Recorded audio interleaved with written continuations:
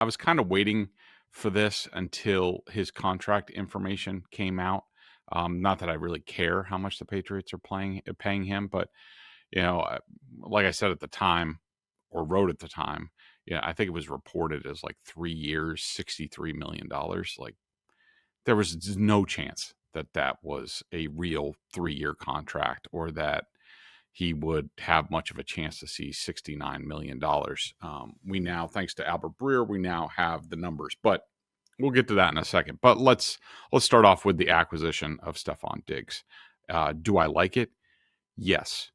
Do I think it checks a box? As you know, Felger likes to replay our interaction. I would say if you were looking at it as the Patriots were lacking a left tackle, a left guard, a wide receiver 1, and wide receiver 2, does he check the box of wide receiver 2? He certainly doesn't for wide receiver 1. Not even close.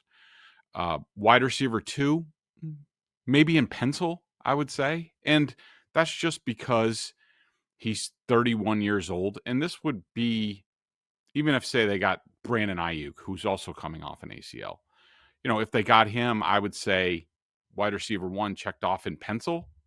We have to see how these guys recover. And, you know, yes, there are reports. And Stefon Diggs talked to reporters yesterday, and he said that he is way ahead of progress, or he's way ahead of schedule, I think is the way he put it. That's great. That doesn't mean, and we also have a report from Adam Schefter saying like that he'll be cleared for week 1. That is extremely optimistic. I'm not saying it can't happen. Everybody heals differently. Diggs hasn't really had a major injury before. Maybe he's a unicorn. Maybe he's out there, and what would that be, like 5 or 6 months, or you know, whatever it is. He got hurt in week 8, like the end of October. Remember, Kendrick Bourne the year before. Kendrick Bourne, good athlete as well. Don't think he really had a major injury as far as with his legs either. You know, 2 years ago, he tore his ACL, and I think it was mid-October. He came back for the Patriots last year in early October. Was he the same guy? No. I'm not saying that Stefon Diggs can't be that guy that does come back at full speed, but you add in his age, 31 going on 32 in November, you would have to be a really optimistic Patriots fan to be like, they definitely checked the box. I think, you know, if he's here in year 2, yeah, they checked the box. But for what he's going through right now, I don't see it as a fully checked box. Now, the player, I love the player. I also think that based on, you know, talking to people, and I think we've talked about this before, you know, with the anticipation that he might sign with the Patriots have plenty of intel, whether it's Todd Downing, Ben McDaniels, who Stefon Diggs mentioned in his press conference, Nick Caserio.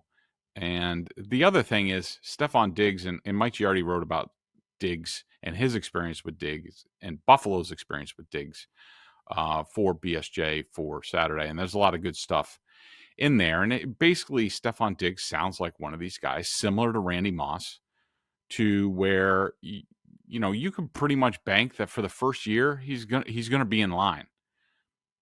You know, beyond that, we'll have to see. You know, nobody really knows, and you know, I don't really care all that much about that stuff. I mean, I do think the people in Houston loved him. He was one of these guys that, with their young receivers, he would work with them after practice, showed them how to be a pro. He would even work with some of the young cornerbacks and be like, look, this is what I'm thinking. This is how I'm trying to set you up. Like, you know, all that stuff. And that's great. And I think he's going to bring that. You know, the way he sounded the other day certainly sounds confident, sure of himself and all that stuff. So I think he's going to be fine. And, you know, if he does come back, you know, if he comes back 75% of what he was last year, especially in terms of his route running, you know, that's good. I mean, I think that's going to be a net positive for the Patriots. But you know, if you have dreams of Stefon Diggs being like, even based off his stats last year through 8 games, that he's going to be some number one wide receiver. Like, I just don't think that's realistic. And I do think that the Patriots are still trying, that they will continue trying to get that number one receiver, whether it's Brandon Ayuk. And no, I'm not giving up on the dream of A.J. Brown. We'll see the way the Eagles draft plays out. If they grab a wide receiver in the second round, Howie's known to do things outside of the box. Howie Roseman, the GM with the Eagles. So I think that all that stuff is possible. If you told me that, let's say, entering, by the end of mandatory minicamp, say mid-June, that the Patriots had either traded for a wide receiver, drafted Travis Hunter as a wide receiver, traded up into the first round to get an offensive tackle, I would not be surprised by that. That's what they're trying to do. That now it takes two to tango. It just, you just can't snap your fingers and make it happen. But I do think that they aren't done yet. But Diggs, the player, I love him. I think he'll be good here. I'm just not checking a box until I see him on the field. I see how he can cut. I saw the way that Kendrick Bourne came back last year, and they're not the same player, obviously. But, I wasn't blown away with Kendrick for a large part of that season. Now, then again, Stefon Diggs is an excellent technician as far as being a wide receiver, and Kendrick Bourne is not. And that helps a lot.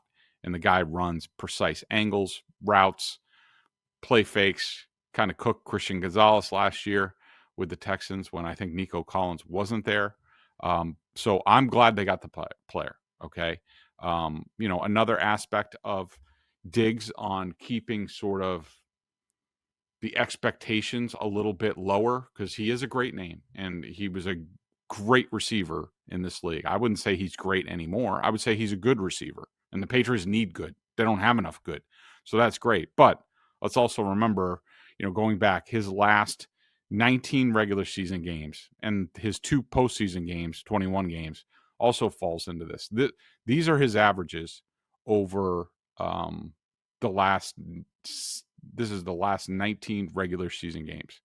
He has averaged 5.5 receptions a game and about 60 yards. And he has 6 touchdowns in 19 games. Does that scream to you number one? Certainly not. Does it scream to you number two? Iffy. And you got to also remember that in Houston, and this is part of why his numbers went down, but,